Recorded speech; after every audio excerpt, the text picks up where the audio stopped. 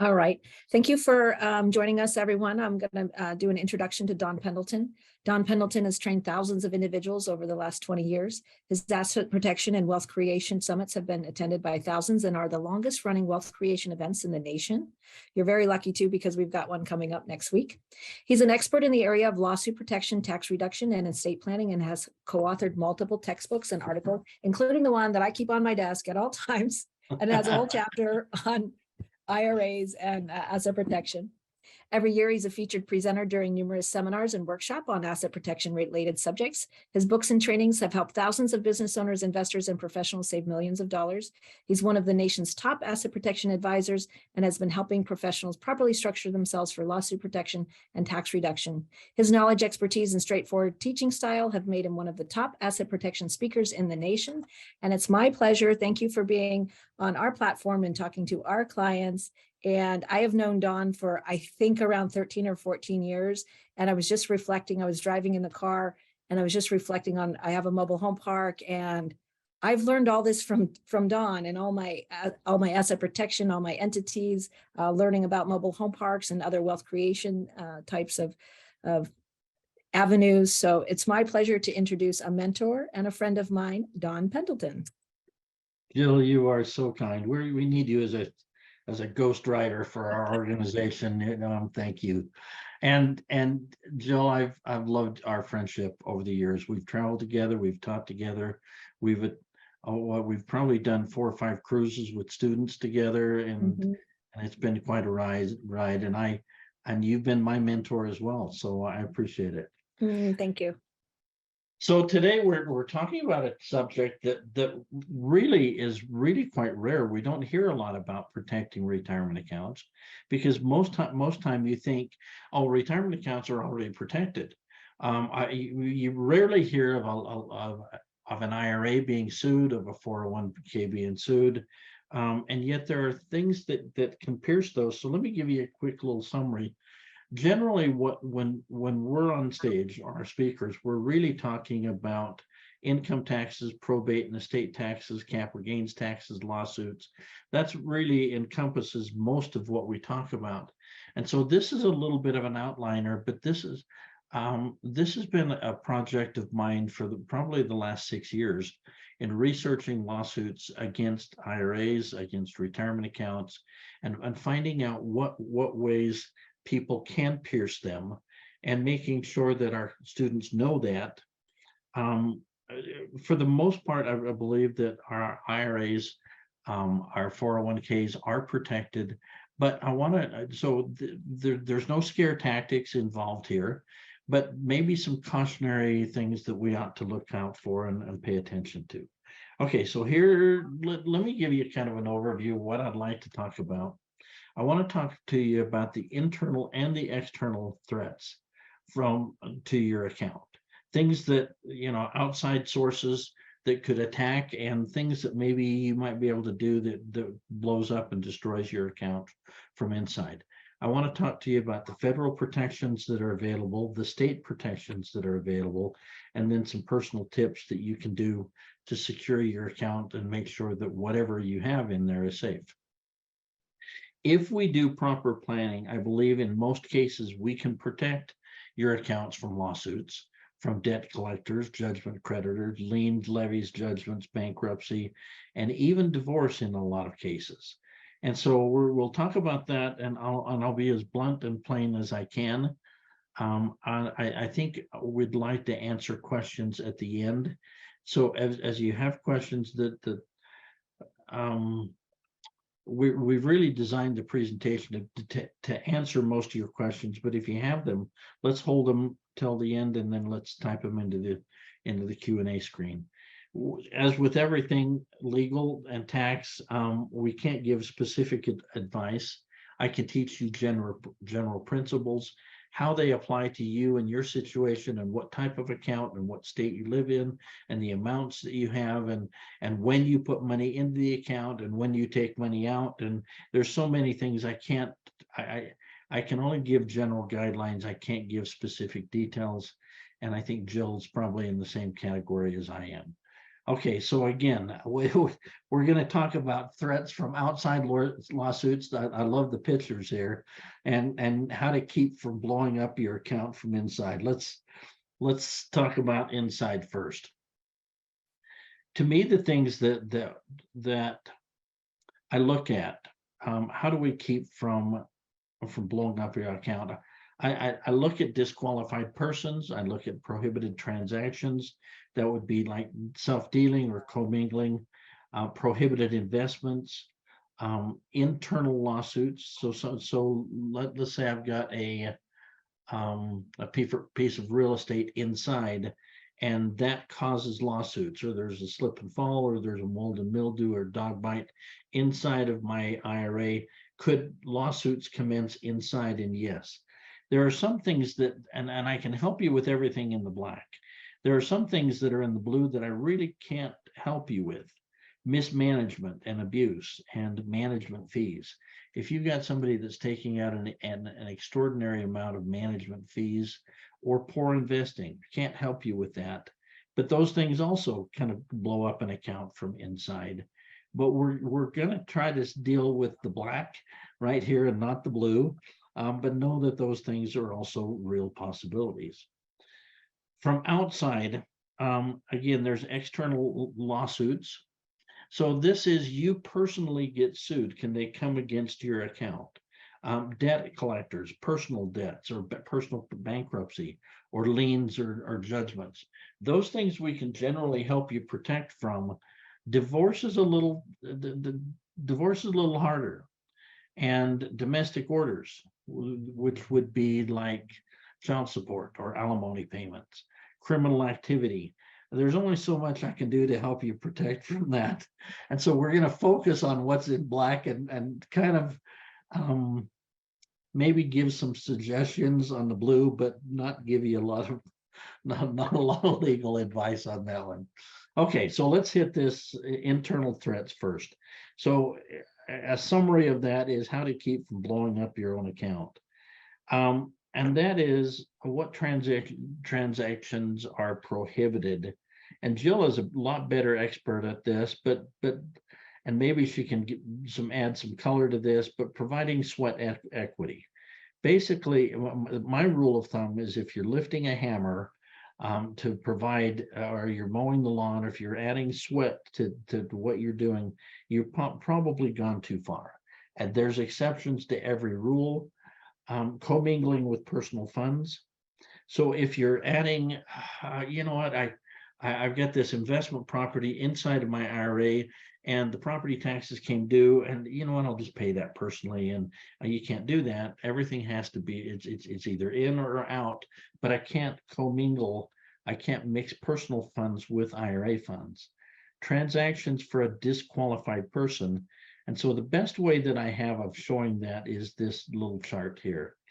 And anything, you are a prohibited person, you and your spouse, whatever marriage laws are in your state, you and your spouse are prohibited from transactions, and I'll show you that in a minute. Other prohibited, or so any ascendants, which would be parents and their spouses, or grandparents and their spouses, any descendants and their spouses. So my children and my daughter-in-laws and my son-in-laws, grandchildren and their spouses, those would be prohibited. And then a corporation, LLC, partnership, or trust, where a prohibited person is involved and owns more than 50%. Those are what I consider to be disqualified persons. Jill, is there anyone else that you can think that's not on that list that's disqualified? Fiduciaries are disqualified as well. So I might consider myself a fiduciary. So you probably wouldn't be able to buy a rental property and rent it to me as I'm the IRA administrator. Okay, good. Thank you for that. Mm-hmm. Mm-hmm. All right. So we've got disqualified persons, which means that what can't I do? Well, I can't sell or lease or exchange property with a disqualified person. I can't lend money, extend credit to a disqualified person.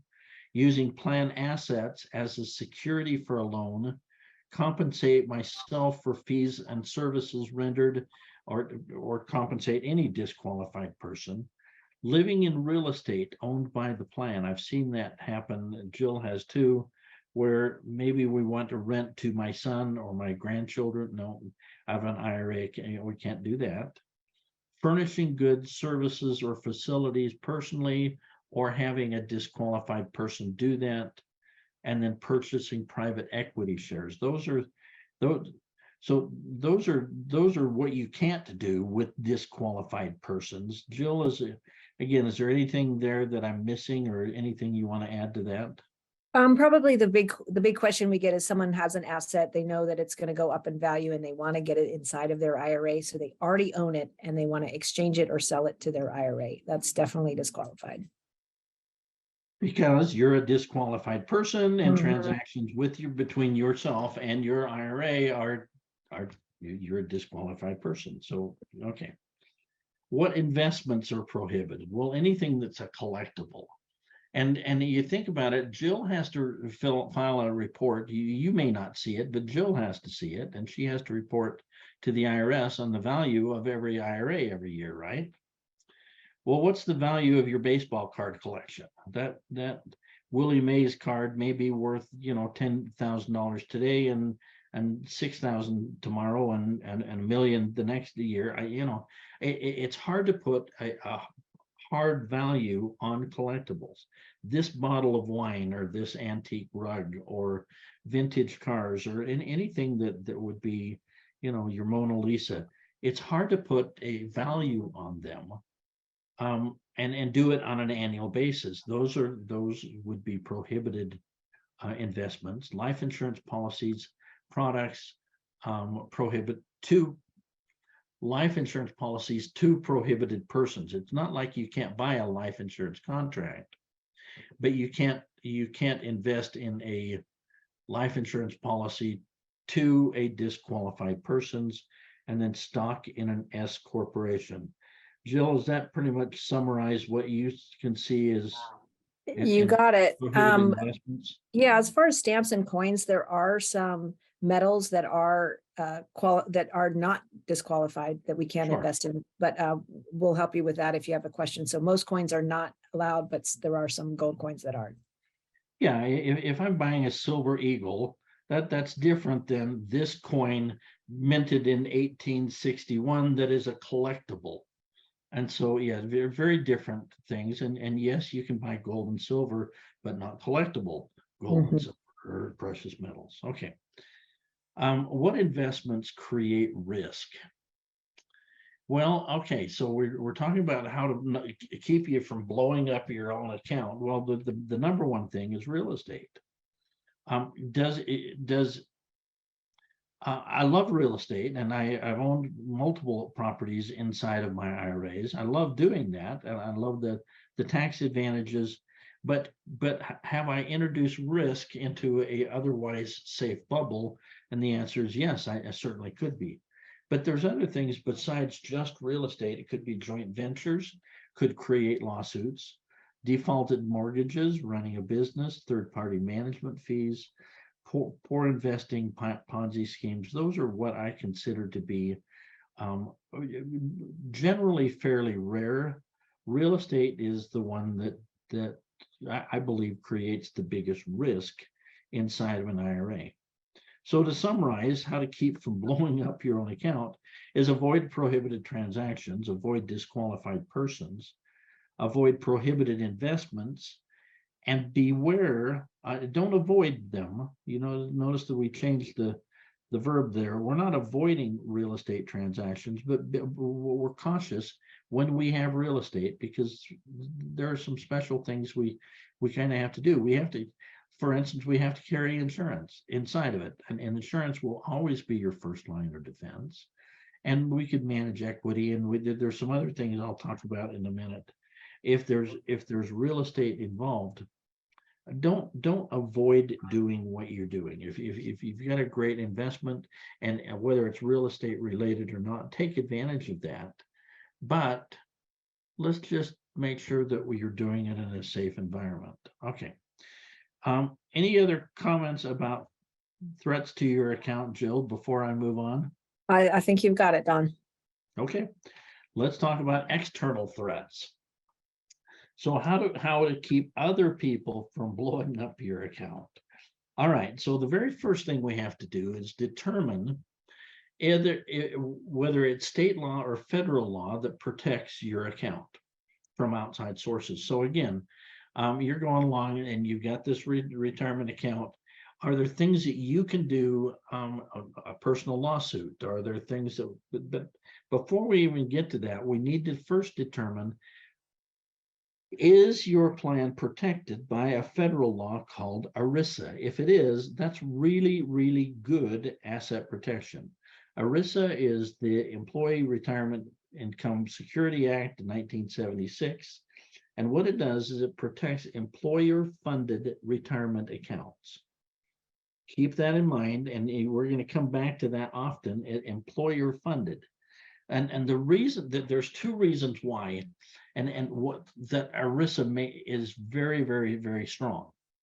And it comes back to, number one, the exclusive purpose rule. And right in ERISA, right in the federal laws, it says trust funds, which your IRA is a trust.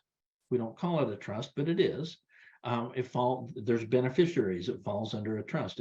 An IRA is a trust. A retirement account is a trust. You've set it up for your retirement and for your benefit when you retire, and maybe it'll be a legacy and other things. But these trust funds are not to be diverted for purposes other than the exclusive benefit of the employees. And then look at the language also in ERISA. It's called an anti-alienation rule. These funds inside of your trust cannot be assigned, alienated, which means diverted for any reason, or subject to attachment, garnishment, levies, execution, or other legal equitable process. So very clear, inside of the is the anti-alienation rule and the exclusive purpose rule.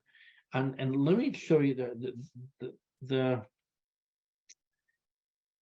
there are specific things that ERISA plans have to qualify to do. And before ERISA, well, I'll show you that in a second. To qualify, the ERISA custodian has to act in the sole interest of the participant. They have a fiduciary duty. They have to exercise prudence in selecting suitable investments. They have to provide a diversified investment portfolio. They need to follow all their own plan documents and all the IRS rules and ensure expenses are reasonable. Now, if they don't do these things, then they'd lose. The custodian could lose if they all the ERISA protection for their participants. They have to avoid conflicts of interest.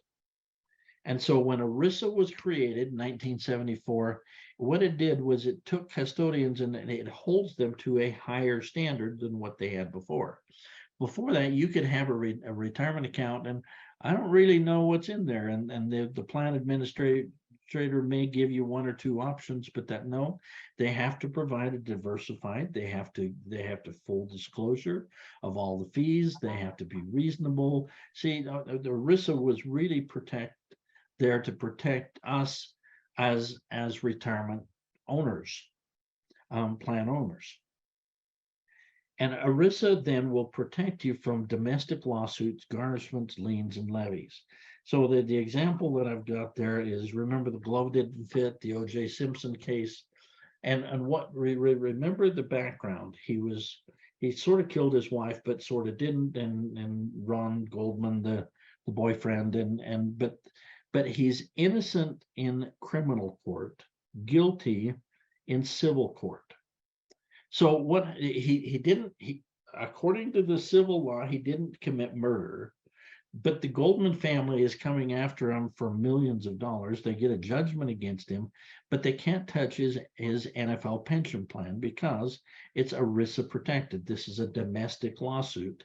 They can't get into the best attorneys in the nation. He's reportedly taking $28 million or $1,000 a month out of his NFL pension plan, and the best attorneys can't touch it. That's really good asset protection. Wouldn't you agree? However, it can't always protect you from personal bankruptcy. Personal bankruptcy, there's usually a limit of $1 million inside of your 401k, whatever ERISA protected plan is. And can't, in some ways, ERISA does protect you from non-disclosure of fees and mismanagement and narrow investment. So it does protect you somewhat. Could you make bad investment decisions? Yes, of course. Could I, so again, what's in green, I can't always protect you from that. But if it's an ERISA plan, almost always you're standing behind bulletproof glass and they can't touch this trust account that you've set up for your IRA. Limited protection for bankruptcy and limited protection for mismanagement, non-disclosure, all that stuff. So let's talk about the plans that are ERISA protected. So 401ks will generally fall under, now I'm going to give you some types of plans, and there's exceptions to every plan. Let's just leave it at that. There's lots of rules and there's exceptions but generally, pension plans are going to be ERISA protected. Profit sharing plans, employee SEP plans, simple plans, deferred comp plans, welfare plans, deferred comp. I think I got that twice, sorry. Flexible savings accounts, health savings accounts. If they were created, the key thing, the key component of all of these is, were they created initially by the employer and funded initially? That does not mean that you couldn't have contributed money as well, but it was set up and administered, at least initially, by your employer. That makes it generally ERISA protected. Now, could the custodian fall out of grace with the, yes, they could. But that would be a rare exception that your custodian really screws up, and if so, you would be notified that they have fallen out of grace. So generally, keep in mind that these are employer-funded plans. We're going to talk about other plans that aren't. For instance, individual retirement accounts were not created by your employer, they were created by you individually. Military thrift plans are not protected by any federal laws. As much as I love the military, right now, ERISA does not cover TSP plans. State employee plans, remember, this is a state plan, even though it was sort of set up by your employer, but it was a state, not federal. Self-employed KEO plans, school nonprofit plans, most church plans, owner-only SEP plans. So Kendall and I have a SEP plan that's only available to the owners of the company. We didn't involve any of the employees. Therefore, our plan, even though it's a SEP, remember I said over here that SEP plans were covered, but if it's an employer or owner only SEP plan, those things would not be protected because they were funded. Even though the SEP plan was created by the company and contributed by the company, because we made it exclusive to owners, it's not protected by ERISA. But the general rule is, was it funded by an employer, generally is going to be protected by ERISA. If it's not, if it was set up by yourself, it's not going to be protected by ERISA. However, state laws will protect them to some degree. We'll talk about state laws in a second. Just the first determining factor, is your plan protected by ERISA? Is it not protected? And if you have any questions, you can always go back to the administrator, your custodian, and ask them, is my plan protected by ERISA? All right. ERISA will protect you. Remember, I told you from most domestic lawsuits, and I listed a bunch of things it'll protect you from, liens and garnishments. ERISA will not protect your account from divorce. And I've had hundreds of questions on our hotline over the years. where somebody will call up and say, okay, my wife never contributed to my 401k. This was my plan. I was the employee. Oh, yeah, I know, but she stayed home with the kids or whatever. In the eyes of the court, you had a partnership arrangement. Therefore, in most cases, divorce, if these are assets acquired during the marriage, most often divorce is going to split that plan, or at least give spouse equal and adequate assets. But divorce will not protect an ERISA plan. It also won't always protect it from if you're not paying child support or alimony obligations. Federal bankruptcy, you're limited to $1 million. There's federal fines and federal penalties in IRS. You remember, your ERISA is a federal law. And O.J. Simpson might have ticked off his, under the Goldman family, but he wasn't accused of not paying federal taxes. Otherwise, they could have come in. The federal government can supersede ERISA. So federal fines, penalties, IRS debts, fraud and criminal activity. I'm not sure, and I haven't seen cases where somebody commits murder and they go after, if he had committed murder in the eyes of the court, in the criminal side, could they have gone after? And that one, I really don't know. But I would probably avoid that. That would be probably my advice. And then funds distributed from the account. If you start taking money out of your account and start stockpiling this in savings accounts or other accounts, is that now going to be protected from ERISA? And the answer is no, not really. And our little umbrella there over the gal covering herself just probably says everything that we need to say. So what can I do to protect my ERISA plan? Well, verify your administrator maintains ERISA standards. And those are simple questions. And you're getting a statement from your plan administrator and make sure that they're following the rules. And you don't have to know all the rules. Just they are required to let you know if they don't fall out of if they do fall out of grace. But a simple question, and reading their statements, I think, should tell you everything you need to know. Carefully consider rollovers to non-ERISA protected plans. So I see this a lot where people they take their 401k, they've been with the company, it's federally protected, it's ERISA protected. Now I roll the money to a self-directed IRA. And now I can contribute, or maybe I combine several accounts. Could I lose the ERISA protection? Yes, you could. And now I would rely on state protection, which is going to be very different in many states. And I'll show you that in a minute. Things you can do to protect your ERISA plan is settle and negotiate your federal taxes, pay your taxes on time. If you owe taxes, get them caught up. And could the IRS come after your ERISA plan? And the answer is yes, but so settle those things. Do an offer and compromise, do whatever, but don't be negligent in your federal taxes. Fulfill your child support, alimony obligations. Consider marriage filing separate returns. I see that happen where maybe on a second marriage, you're marrying somebody that has a lot of IRS liens, or they haven't paid their taxes. And I would maybe not combine, in that case, a joint tax return. I would probably keep bank accounts separate and consider marriage filing separately tax returns just to keep your ERISA protected plan safe from your husband.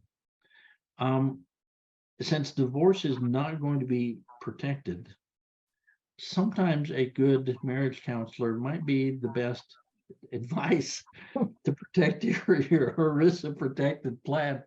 I'm just saying, I know there's pros and cons, and I don't want to get in the middle of it, but if you're worried about protecting your IRA, maybe a good marriage counselor might be your best investment. Okay. State plans. Now we're shifting Let's assume that you have a plan that's not ERISA protected. Now we look at what the state that you live in will protect. State plans, no matter how good they are, still won't protect you from the exact same 6 things that we listed before: divorce and child support and all of those same things, and federal liens and levies. They were maybe questionable whether ERISA would protect you from the IRS before, but now it's really clear, because federal law can always supersede state law, and state plan won't protect you from IRS liens. Okay. And then let's say I've got an IRA. And so it's not, we know clearly that it's not federally protected. So let's look at some funky state rules for IRA protections. Now, before I get into that, I would say that most of the time, and I want you to hear me on this, most of the time your plans are fairly well protected.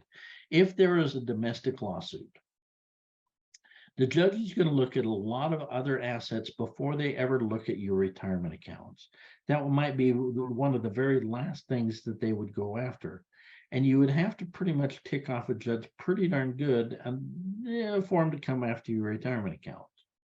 But there are some funky rules that maybe you ought to be aware of if you live in one of these states. For instance, if you live in California, Georgia, Kentucky, or Nebraska, your protection is only limited to your necessary support. So I've got $1 million IRA, and that's my only asset. And I'm 57, and the IRS or the state, the courts would be prohibited probably in that case from taking that, because you might need $1 million to, in your retirement to get you through. But let's say I've got a $10 million home in Malibu, and I've also got lots of other accounts, and then I have this $5 million IRA account. Is your IRA protected in that case? No, what they're doing in these particular 4 states is they're giving a lot of leeway to the judges to say, you know what, this is a little bit beyond what you need for your reasonable necessary support for your retirement accounts. Therefore, your IRA is not protected from outside lawsuits. Negligence, criminal activity, I would be careful of that in all states, but specifically, Colorado says if you murder somebody in our state, we're going to take your IRA away. And Idaho and Massachusetts, Montana, they come pretty close to that, but not quite as clear a language. Again, I would be careful of negligence, criminal activity, and fraud in any state, but those specifically outline in their statutes that your IRAs are not going to be protected. Roth IRAs are not fully protected in 8 states. Now that's interesting, because the traditionals might be, but Roths are not in some states, and inherited IRAs are not protected in 5 states. Although, and this is from outside lawsuits. SEPs and simple plans may not be protected in your states. Look at Pennsylvania has a funky little rule that the contributions over $15,000 in any one year are not protected. Well, what if I contributed $20,000 to my SEP account that year? Wouldn't be protected. So look at the state laws. Protection is limited to $1 million in 4 states. And for Minnesota, your outside protection is limited to $69,000. Is that archaic, or I don't know. But I'm just reading the statutes, and maybe there's exceptions to that, but that's all I 1 year look back is any contributions made in the 1 year would not be protected in Louisiana, Montana, and Utah. And then there's a 3-year rule in Hawaii and Montana. Oh, I'm sorry, Missouri. So any contributions you made 3 years before the lawsuit, the judgment is issued, So and I'm not trying to outline all of the scary little rules. I want you to take a look at your state statutes and know them. And if they're not listed, chances are you live in a pretty good state, because I was trying to outline the outliers here, not necessarily go through every state and give you all the rules for your particular state. Based on my assessment, and this is, I'm not relying on anyone else's research other than mine, the best state statutes that if you happen to be part of a legislature or had an ear, the state statutes that I really liked the best was Arizona, Texas, and Washington. Although there's some very good honorable mentions and mentioned in gray as well. Okay, and now I told you there's an exception to every rule, and here's one of the exceptions that I think we ought to be paying attention to. And that is, let's say I've got a 401k plan. Maybe it's an older plan. I've had it. I left the company 10 years ago, and it's just been sitting there. And now I want to roll it into an IRA. What I would do, here's the exception, is IRAs that were created from funds rolled from an ERISA protected plan. Let's say I got a 401k. I roll it over. As long as I didn't add additional things or commingle that with a different account, then my ERISA protection stays in place. Oh, so could I, in that case, I'm combining, rather than combining 3 different accounts, might I just have 3 different IRA accounts with Jill? Yeah, you see what we're doing is sometimes to keep the ERISA protection. If I'm rolling it from an ERISA protected plan, I'm putting all of that money in. I can take money out, but I can't add more money to it or combine it with other plans. Then the ERISA protection stays intact. So what can I do to protect my IRA accounts? Remember, they're not protected by federal ERISA laws. They're protected by the state. So what can I do? I use a custodian to review transactions. Jill and I have had multiple discussions about this over the years. I think she allows for checkbook IRAs. But neither one of us like them, because there's so many opportunities for you to miss. I didn't know that was a prohibited transaction. I didn't know that that was a prohibited person. I've seen too many times when people didn't understand the rules, and I like the fact that Jill is reviewing all the transactions. Okay, and they can flip a real estate deal and take care of things within 24 hours generally. I love that. They're not going to slow you down, but at least they provide a review for you. I love that. Where checkbook IRAs and people kind of winging it that don't know the rules, they scare me. I want you to have adequate liability insurance, especially if you're going to hold real estate inside. Again, I've mentioned that I've had multiple IRAs or multiple real estate holdings inside of my IRAs, but I always carry adequate insurance, liability insurance on those. I want you to separate safe assets from real estate, and sometimes use multiple IRAs or single member LLCs.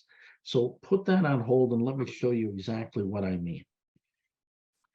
Let's say I've got my $1 million IRA, and it's all protected. It's all inside of that are safe assets, which means things that aren't going to cause lawsuits. I've got cash and brokerage accounts and precious metals or individual stocks or whatever. But my 100 shares of IBM stock are not going to run down the street, cause an accident today. They're safe by definition, meaning they don't have the potential of bringing a lawsuit. But now what I want to do is I want to take that $1 million IRA, and I want to not just invest in safe assets, but I want to add a house to that. And this is where I would separate this. And I hate this picture because we're mixing safe and unsafe assets in the same legal bubble. What I would do instead, I wouldn't do that. I would have a separate IRA. And I would probably have one for my stocks and bonds and mutual funds, and maybe one for my real estate. And then if I'm going to have multiple projects in real estate, I might have multiple IRAs. And what we're doing is we're separating either each individual property or each small groups of properties from each other, and certainly from the safe assets. Now, that does not mean, okay, let's look at my IRA number 2 that has an investment property. That doesn't mean I can't have a bank account in there. In fact, I think it's a good idea to have some funds. Let's say the investment property I have is worth $150,000. Is it a good idea to have a little slush fund in there? Yeah, you're going to have rents and you're going to have to pay property taxes and repairs, and it's a good idea to have a slush fund. But I wouldn't carry a lot of extra cash in there, because it exposes that extra cash to risk. I would maybe roll that money over or transfer that money to my safe asset. Now, an alternative to doing this is to use single member LLCs inside of your IRA. So what we're doing is, again, we're separating each property or small groups of properties from each other using single member LLCs, and those single member LLCs are solely owned. The member, the owner of the LLC is the IRA. All transactions are still done, but you notice what we're doing is we're still separating the safe assets from unsafe assets. Now, if I've got a $5,000 IRA account over here with safe assets, is it worth? No, be reasonable in what you're doing. But if I've got a large account, and large by definition means I'm putting it at risk over here, makes me unsafe, and I can't sleep at night, well, then separate those out. But separate the safe from the unsafe, and then sometimes you separate the unsafe from the unsafe. So which way would I prefer that you do it? If you got multiple properties, would I rather have multiple IRAs or multiple single member LLCs? And I would maybe look at your state. If I had, let's say I lived in Missouri, and it costs $70 to set up an LLC and no ongoing annual maintenance fees ever for an LLC, I might have more LLCs. But if I lived in California and it's $800 for an LLC annually, I might have more IRAs. Now, Jill wants you to have more IRAs, but my caution with having lots of LLCs is that if you stop paying the filing fee, you say, oh, I'm back in Missouri, okay, I don't pay the filing fee for that LLC. Remember, there's no annual fee. Oh, let's go to Tennessee. There is an annual fee there. If I'm not paying my annual filing fee, then the LLC in the eyes of the court is dissolved, and my separation all comes down to the member. It's all, yeah, I've lost that. So my preference is always have multiple IRAs. However, I do see some wisdom in some states, because of the filing fees, to have multiple LLCs inside of the IRAs.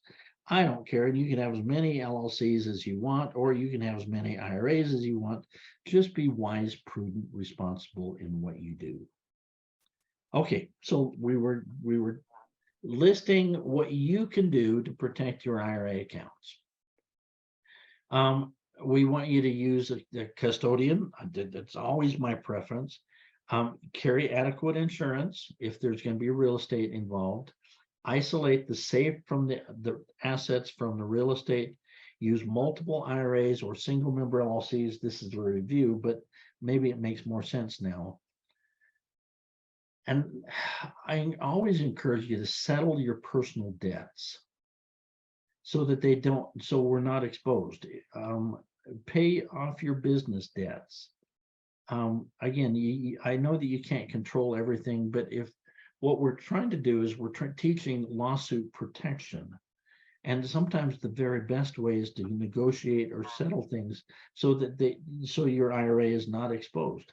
Fulfill your child support and alimony obligations. I know that sounds like it's it's no brainer, but I think it needs to be expressed. Work on your marriage. Use prenuptial, postnuptial agreements. And those, I know they're not sexy. I, I know they're not romantic to have somebody sign a prenuptial agreement before you get married, but they can also, they're very effective at protecting IRA accounts and 401k accounts. And if I lived in Minnesota, I would be on the phone with my legislature every day until they changed that stupid law that they only protect IRAs up to $69,000. Are you kidding me?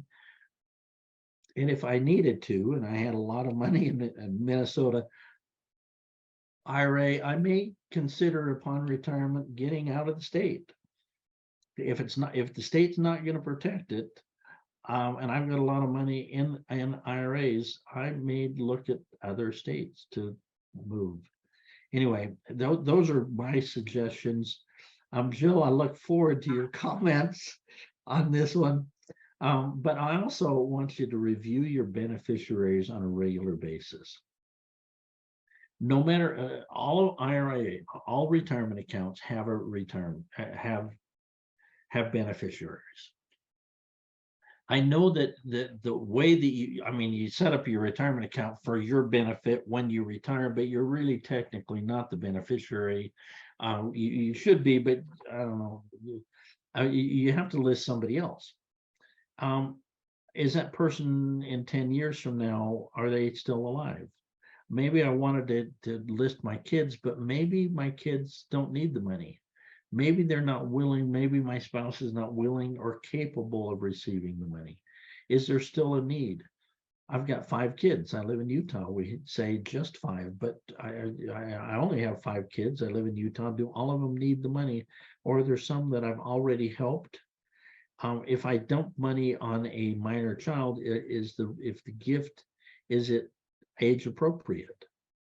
Are they responsible? Look at those things I like to do it on an annual basis.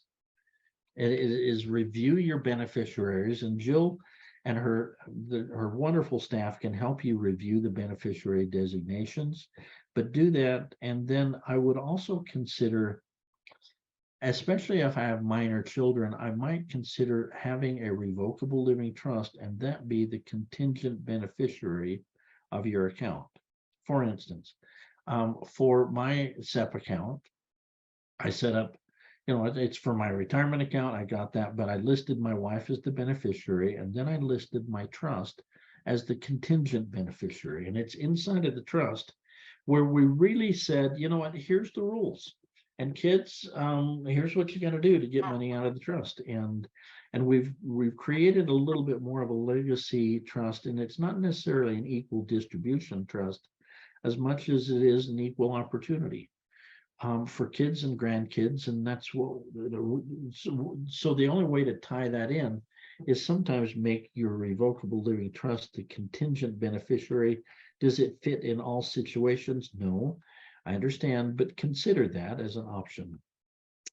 And then finally, there's so much more we can teach you about asset protection besides retirement accounts. As Jill mentioned, we run the longest running asset protection class anywhere in the nation. We are holding a class next week, and tickets, and we've always made those tickets, especially, we've always made them accessible to iPlanGroup members. This used to be a $3,000 class to attend the class. With Zoom, we can open up and we can put an extra 100 people in the seats, and we don't have to buy cookies and coffee and hotel rooms and travel. And so we can make this available to you. And so we've got 2 events that are coming up right away. One is next week. I know that's Monday, Tuesday, Wednesday, and that's not a lot of time to prepare, but we always have them on an ongoing basis. You can always go to protectwealth.com/free ticket and sign up. That way we know that you're coming from Jill Banner and iPlanGroup, and we love our relationship that we've had over the years with Jill. And when you do that, there's a pretty hefty agenda.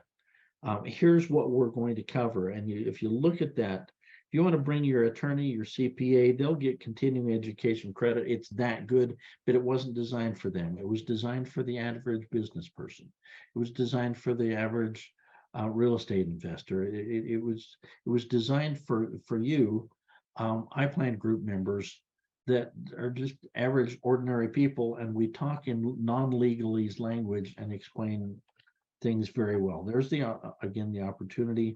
And the next couple events we've got Dr. William Danko, co-author of The Millionaire Next Door, and he'll be giving a free book away at this. So there's the opportunities. Jill, what questions do we have? We've got a couple questions. The first one I've sort of answered. I'm going to go back and read it. How do I know if I can use my type of IRA and or 401k for my real estate investment business or buying real estate rentals, etc.? So I've already answered that. And the answer to that is you can absolutely use your IRA or 401k to purchase real estate or buy real estate rentals.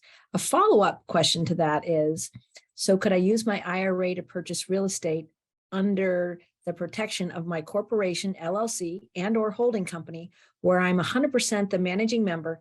Is this a disqualified transaction? Would you like to take that, or do you want me to? Well, let me take the first part. Okay. And the first part is, can my IRA invest in real estate? And I'll tell you, it depends on who you're talking to.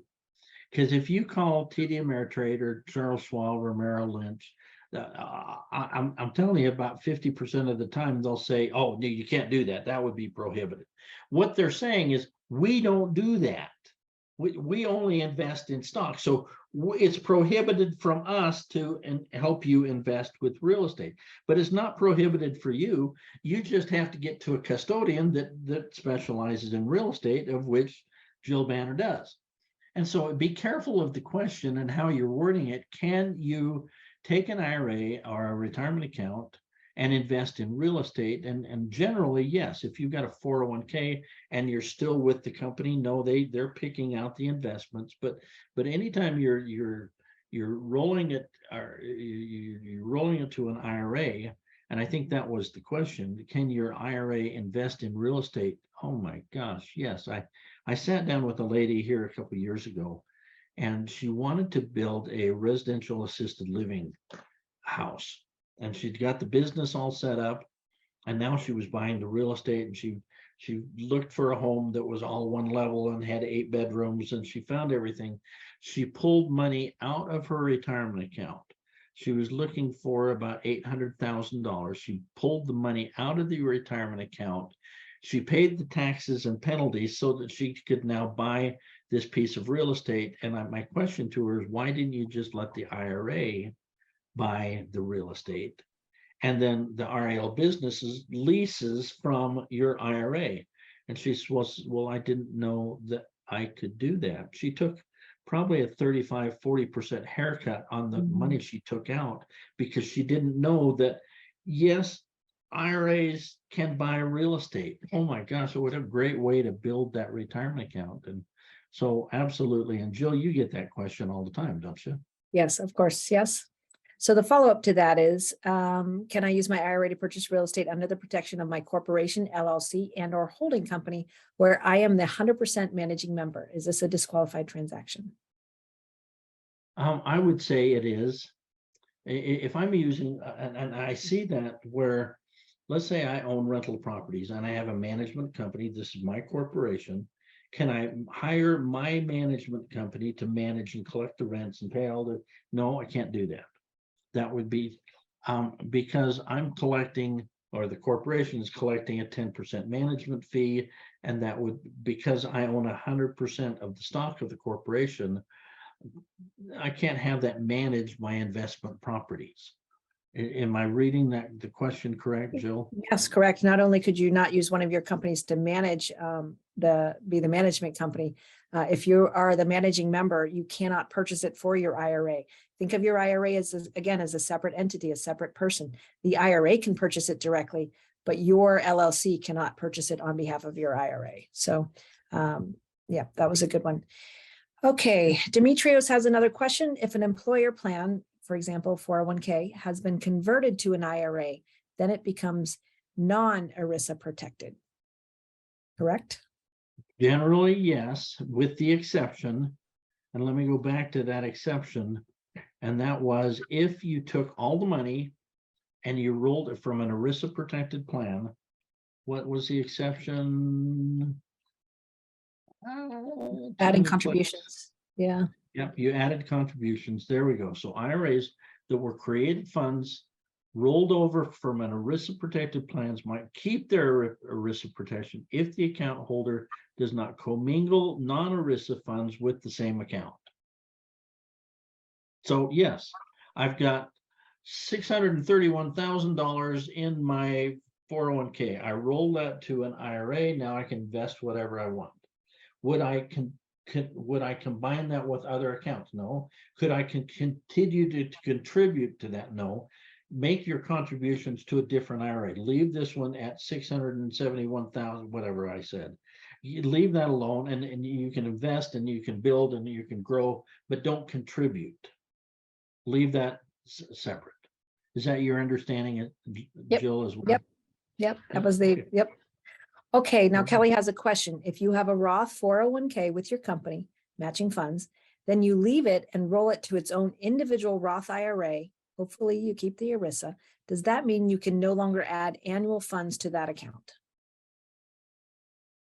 No, you can continue to contribute.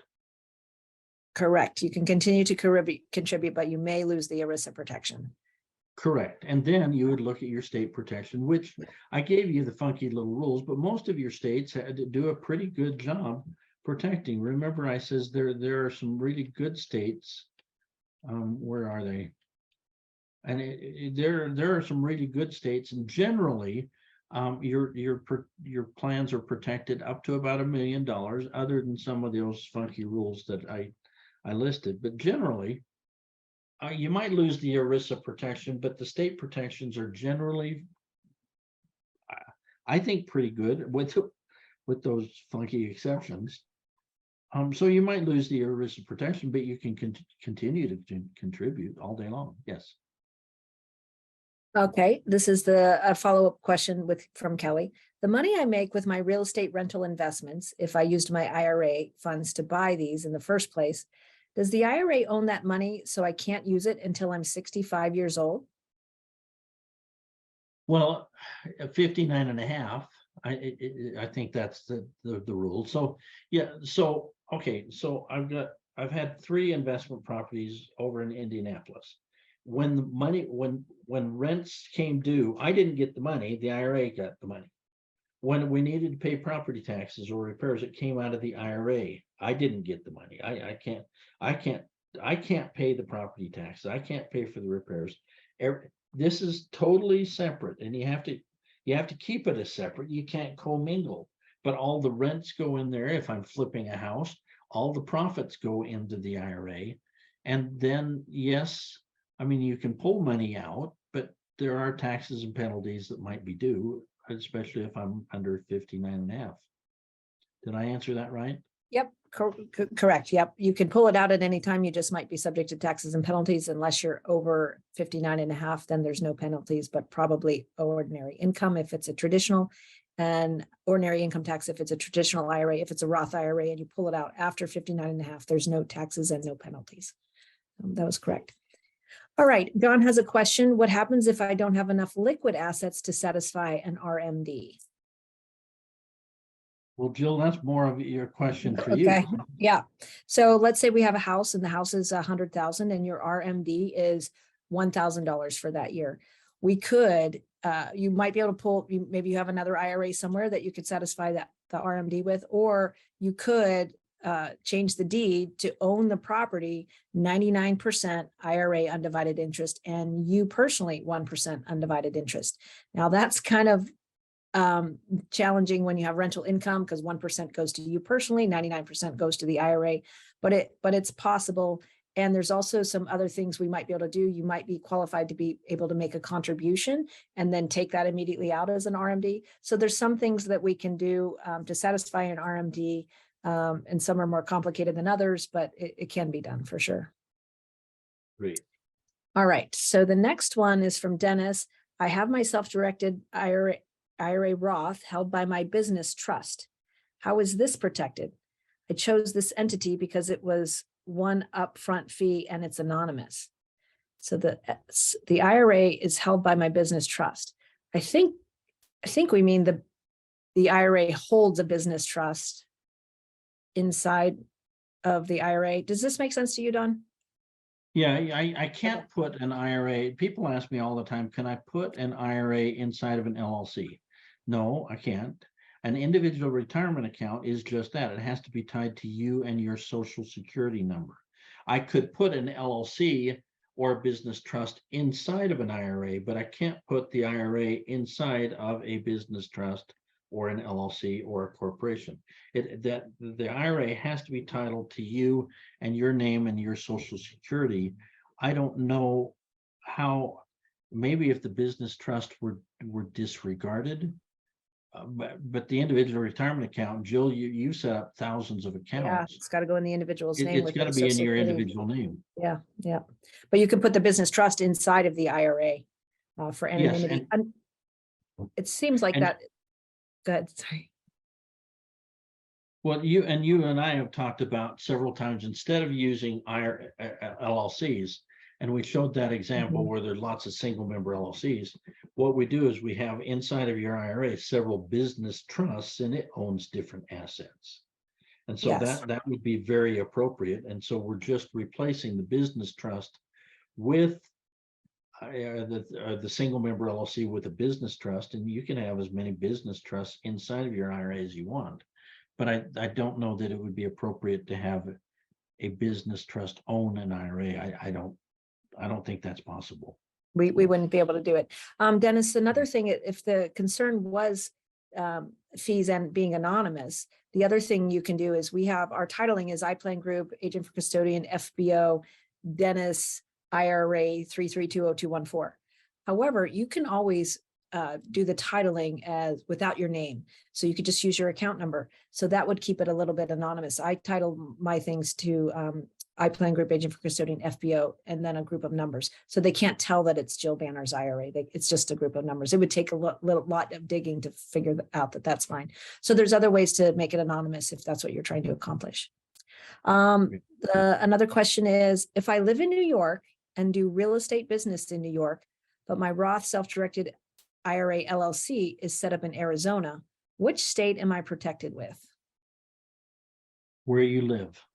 If Okay. on a personal lawsuit, you're going to go by your state of residence. Now, if you own real estate and that single member LLC, okay, so you've got an IRA, so protected from outside, we would look at New York law. However, if you've got a property held by a single member LLC and the property, there's a lawsuit inside of that, their jurisdiction would be Arizona. If this is in Arizona, and so I guess anonymous, it depends on where the nature of the lawsuit comes from. And in an individual lawsuit that's trying to pierce, gets a judgment against you and is trying to take your IRA away, New York would be proper. If the lawsuit commences inside of your property, inside of a single member LLC, which is owned by your IRA, jurisdiction would be Arizona. Perfect. Alexis asks, what is an RMD? An RMD is a required minimum distribution when you get to a certain age. Now at age 72, you're required to take certain distributions from a traditional IRA.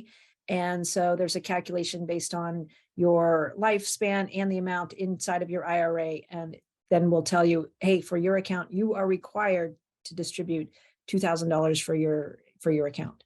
So an RMD is a required minimum distribution. So, this is a good one. Keith asks, Don, is there a problem with flipping too many real estate properties inside of the self-directed IRA? And I don't know of one. I don't know of any. It's not like I'm flipping properties in my own name and now I get labeled as a dealer in real estate, because there's no capital gains. I'm not worried about losing all of those the tax benefits. I think you can flip as many houses as you want inside of your self-directed IRA. Jill, you're closer to that than I am. You Yeah, see you could do a lot of flips. I've seen a couple attorneys say, well, then that is your business and maybe you'd be subject to UBIT, unrelated business income tax. So I think it kind of depends on who you ask. We use some attorneys that are specialized in this, and they say there is a problem with flipping too many properties inside of a self-directed IRA. Okay, good answer. Thank you. Kelly asks, if you're flipping properties or wholesaling, quick turnaround real estate properties, can you do that one at a time in one IRA instead of having multiple IRAs or multiple single member LLCs with an IRA? Does that still protect things? If you're flipping properties or wholesaling, can you do them one at a time? Yes, you could. Mm-hmm. You certainly could. Yeah. Sometimes when we're flipping a lot of properties, and I see this with big developments mainly, and using LLCs, what they do is that they will use a corporation, and it owns a single member LLC that owns the property. When this property is developed and it's all done and sold, then I dissolve the LLC completely. And the liability goes away. Nobody wants to sue a dissolved LLC. Would I do the same thing with IRAs? No, I can't simply dissolve it and make the money go away. I would. So flipping properties inside, I think what I don't want to do is I don't want any skeletons from past flips that I did 3 years ago, and it creates a lawsuit. So could I end that IRA and roll the money over to another IRA? That's a good question for Jill. That would end the liability, would it not? I suppose it would, because when that deal is done and the IRA is closed, and then that starts the clock for 5 or 7 years statute of limitations. So I suppose it could. I would think as long as you're just flipping and wholesaling and not doing anything unusual, you wouldn't need to, but for extra protection, you probably could. I would agree with that. And we're talking unusual circumstances that you would ever want to do that. Yeah. And probably some pretty big deals and maybe potential liability. Yeah, I'll share. I did a transaction that is kind of in a gray area depending on which lawyer you ask. And so I kept that one asset and I sold it, but I seller financed it. So there's still a little bit of that asset. It's a note in there. And that's the only asset in that IRA. And then I've created other IRAs because it was a little bit of a gray area. I'm pretty sure I would be fine, but just to be sure, I created, that's the only asset that one IRA holds. So that's a really smart idea, and that's really good advice. Tina asks, can you sell a property to a sibling from your IRA and then purchase it back from that sibling to remove the IRA as the owner? Well, you're asking if you can. Yes, I guess you could. Is it a prohibited transaction, and can you get slapped upside the head by the IRS? Yes. Wait, you're talking a sister. They're not up and down the millennial line, then, are they? So yeah, but she's buying it right. But she's buying it right back. So my IRA is going to sell it to you, Don, and then I'm going to personally buy it back from you. That would be a problem. Yeah, I think it's a problem. However, I think if you did this year and the intent was to really sell it to your sister, and 10 years from now, you have the opportunity to buy it back and you never intended to buy it back, I think you might be okay. But if it was, let me sell it to my sister and buy it back within 30 days, it'd definitely be a red flag and a problem. Yeah, and there's no time limit, and I don't know whether you would ever get caught, but is it a good idea? No, it's probably not a good idea. Yeah. So Don, we're over time now. And wait, we got one more question. So let's try to get this one. Can I buy plots of land and build rentals in Africa through my IRA? I'll take that one. Yes, you absolutely can. You can buy foreign property in your IRA. Good. Thank you. Yes, if anyone has any more questions, feel free to email them to me. I'm happy to reach out to Don and we can get you an answer, set up a strategy session with me. I hope to see you all on the Protect Wealth seminars, the 3-day next week, if you can attend. Don, if they attend, will they get a recording of all 3 days, or how does that work? We don't record it. We do offer a student manual. So most of the PowerPoint presentations that are done, if Scott Estel, former senior trial attorney from the IRS, is teaching taxes, all of his PowerPoints are going to be in there. Mine are all in there. Clint Coons, I have no idea what direction he's going to go. He's going to draw and he's going to answer questions. And so his PowerPoints are not in there, but the majority of the PowerPoints are in there. The recordings are not. And here's, in essence, here's what we're asking you to do is give us 3 days. And I know that that's a stretch, especially right in the middle of a week. But the theme of our class is a lifetime to accumulate, 3 days to protect. Let us teach you asset protection. What scares me is when students come in and learn half of a legal strategy or half of a tax strategy. Let us teach you. We're really good at teaching. We've taught tens of thousands of people over 25 years of teaching this class. We're very good at it. We're teaching in a systematic way that makes sense. And at the beginning, we introduce some basic concepts, and at the end, we tie everything together. And if you kind of get half and little pieces or you're hearing pieces and parts, so we don't record it. But we do offer the student manual. We make it as easy, accessible as you can. You don't have to travel. You can attend it from home. But give us 3 days. I would really admonish you to do that, and not because of any other reason other than I want you to hear the whole thing. Can you reattend if you didn't get enough? Yes. If you missed a part and you had to get up, fine. I don't have a problem with that, but I don't want you to become dangerous because you thought you understood something. Sounds great. Don, thank you so much for sharing your wisdom with us this evening. I so appreciate it. And if anyone has any questions or wants Don to reach out to Don, you can come through me, info@iPlanGroup.com, and we'll get you whatever answers you need or to the right person. So thank you, everyone. Thank you, Jill. Thanks, Don. Good night, everyone.